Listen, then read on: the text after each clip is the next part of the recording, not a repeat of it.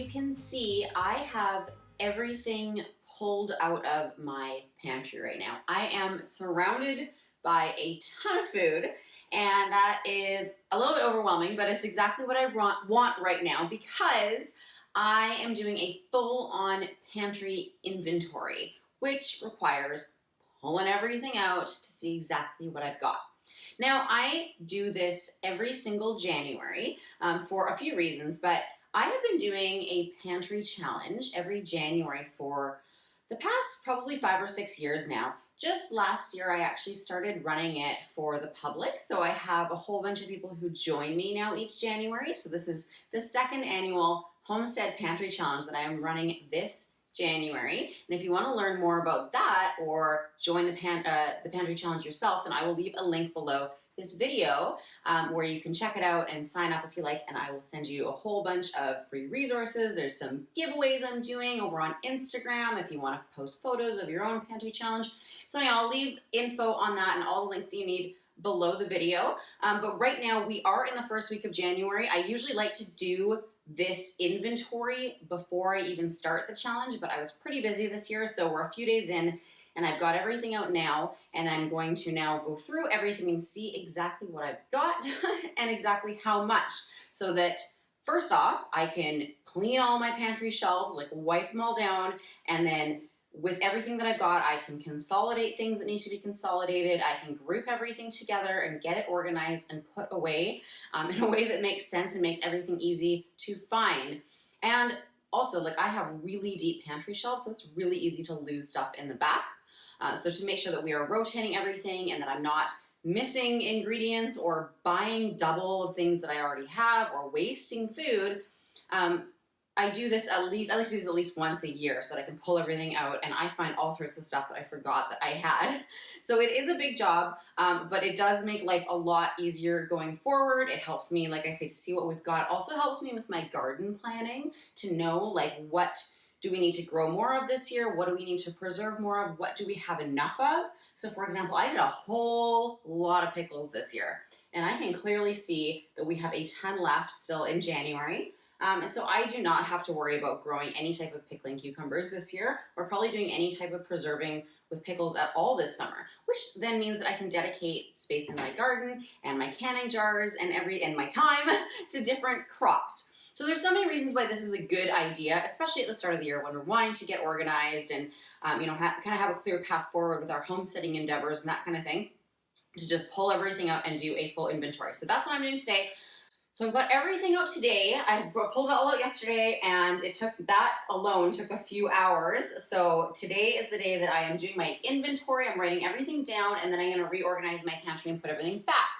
So to do that, I have this pantry inventory checklist. So I just created this, and it just has space for all of my pantry, like my dry goods, canned goods, sauces, condiments, oils, vinegars, all that stuff, so that I can write everything down and see exactly what I have.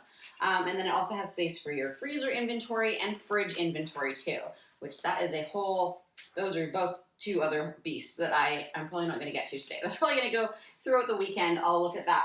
So I'm going to go use this to actually do my inventory, and then that is going to help me to start planning my meals. So this is just a very basic weekly meal plan sheet that I also created.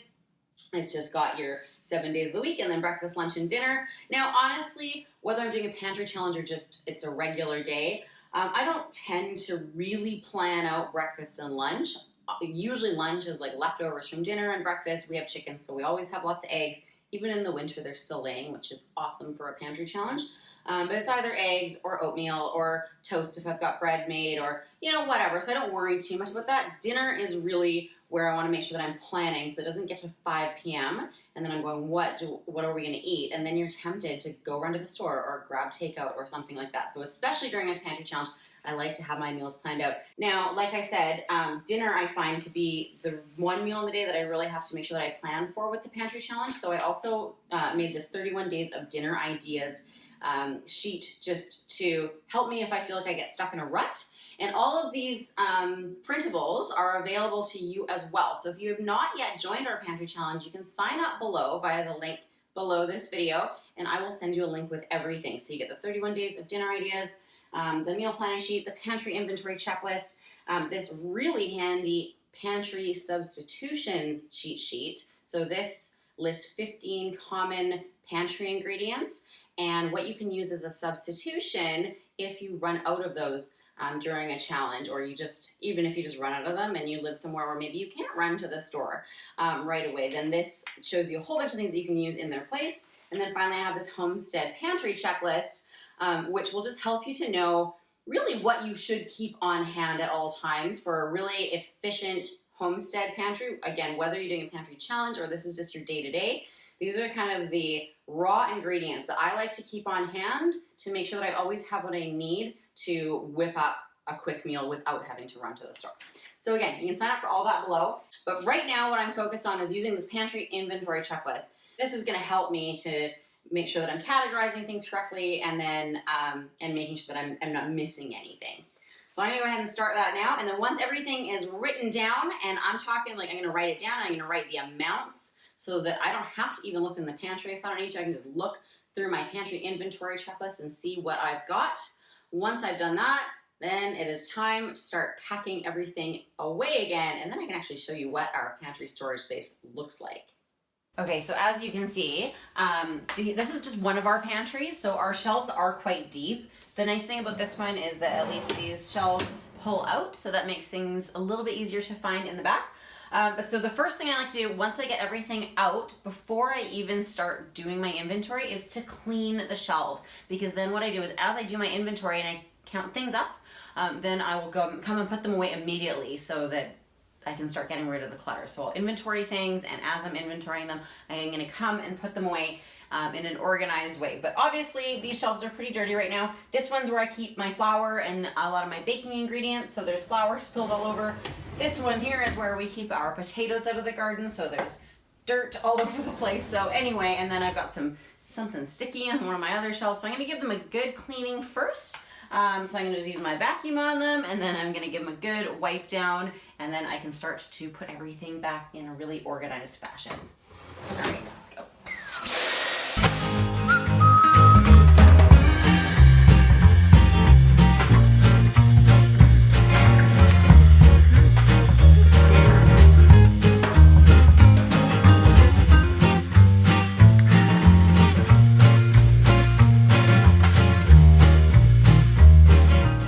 Okay, so now that I've got both my pantries, all the shelves wiped down and cleaned out, time to start inventorying everything and get it all put back.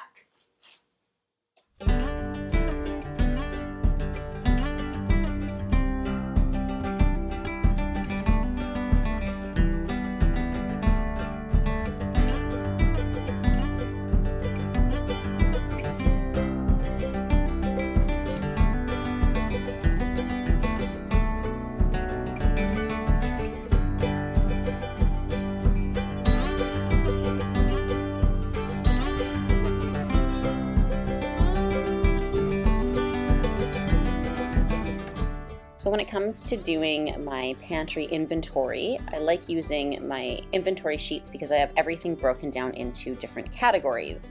So for example, I can take all of the ingredients that I usually use for baking and I can record them all in one place. I also like to use our label maker to make labels for any kind of ingredients that I could mistake for other ingredients. So for example, powdered sugar or something like that could be mistaken for, who knows, baking soda or something else. I like to make a label for it and stick that on so that I know exactly what I have. I also like to use these jars. I either use mason jars or I use these canisters that I get from the dollar store. So they're just these glass canisters. You can get them online on Amazon as well. And I like to transfer everything into those. So I don't keep anything really in the packages that they came in. I put them all into these glass canisters or into mason jars. And that way everything stays more organized and fits better together. I can see exactly what I have, and then I can just label things if I need to. I also like using these chalkboard labels because then if I replace whatever is in one of the jars with something else, then I can just wipe the label clean and write the new thing in.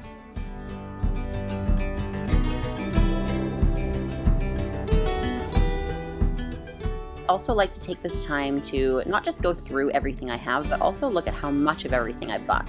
So if I've got a really large jar with just a little bit in it, then I will take the time to transfer it to a smaller jar and kind of consolidate things and move things around to make more room in our pantry.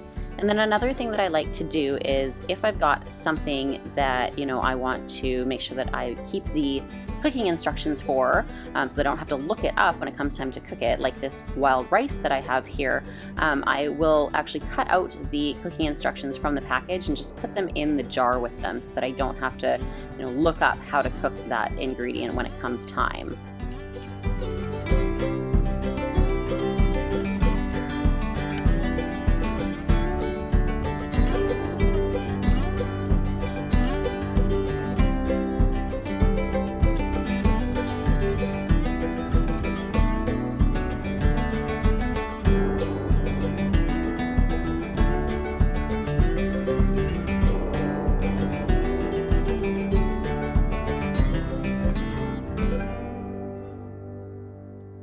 Alright, so I finally have everything inventoried and put away. So now I can kind of officially give you the pantry tour. So we actually have two separate pantries. So this is one of them. This is kind of the main one. And this one, as I showed you before, this is the one where we've got the shelves that roll out, kind of like drawers. So they're quite deep, but they do roll out. So they're really good for food storage because I can fit a lot in here.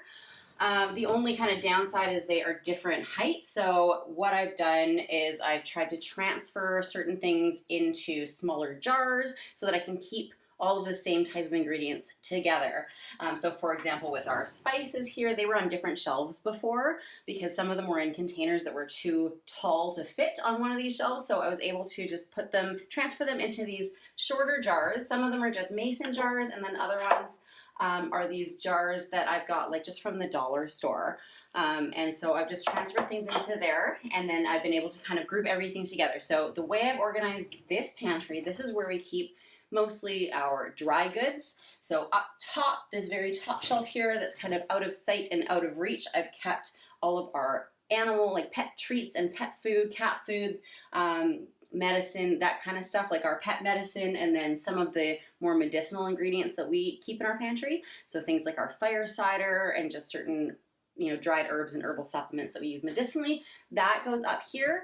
Then the second one down here, this is kind of a narrow one that's high up and out of reach, especially for our little one. And so that is where I keep all of our candy, our chocolate, and our snack food, and that kind of stuff, right? The sweets and the junk out of sight. So, and then here we've got all of our spices and herbs, which is a really good height for that because I can finally see them. They were higher up before, and that was really hard to get at all the time. So I much prefer having them all here. Down here we've got our dried fruits and nuts and seeds and some of our grains, so hemp hearts and oatmeal and that sort of thing. Down here we've got grains, so pasta, dried beans, rice and rice noodles and that kind of thing. Then down lower we've got the shelf with all of our baking ingredients, so baking soda, baking powder, cocoa powder, chocolate chips, sugar, that kind of thing. And on the very bottom, which is the biggest shelf, that's where we have like our large bag of flour and any kind of big tubs of things that don't really fit on other shelves, or any of the kind of overflow, so large bags of extra ingredients and stuff that we like to keep on hand. So that's kind of the dried goods pantry. I'm going to take you over and show you our other pantry with all of our canned goods. Okay, so this is the other pantry here. So this is where we keep all of our home canned goods, so all of our jams and jellies and pickles and pie filling and canned beans and carrots and chicken stock, and pretty much all of our home canned food actually fits in this pantry right now. So that's all here on the bottom three shelves, and then up here on this shelf is where we keep our store-bought canned goods, sauces, our oils and vinegars and things like that. So we've got, like I say, our oils, our olive oil, avocado oil, sesame oil, that kind of thing. Then we've got all of our balsamic vinegars, and there's some bottled lemon juice. I've got my white vinegar and my apple cider vinegar in the other pantry because they're in bigger jugs, so they're on the bottom there with the flour. But anything in kind of smaller bottles like this I keep in here. Store-bought, sauces and condiments, anything like that, and then tin goods like canned tuna and that sort of thing we keep in here. And then up top here, this is kind of the drinks area. So this is where we keep any alcohol, so vodka, which is not much left in that one, but our alcohol on this one side, and then in the middle here is actually where we keep all of our homemade apple cider vinegar. So this is the homemade stuff. I keep the store-bought stuff separate. That's what I use for canning and things like that where I need to have store-bought apple cider vinegar. But for everything else, we use homemade. So I've got a bunch of jugs of homemade ACV up here, as well as my, I can reach it here, as well as my SCOBY hotel. So I make my own kombucha, and when I'm not using the SCOBYs, they stay in a SCOBY hotel, and that stays up here. So that is this pantry over here. All right, and then finally, we are over here, we've got these metal shelving units where we kind of keep any extra food, including our storage foods, like our storage squash, our winter squash and pumpkins, as well as our potatoes and onions and things like that. So I love having these metal shelving units because it's really great to have space for any overflow, but also when we are in kind of the height of canning season and we've got all these jars of food and we can't fit them all in the pantry and I don't have time to organize everything or reorganize it, then we just use this space here to put our extra jars of food. So I love these extra metal shelving units that we have in here in addition to our pantry.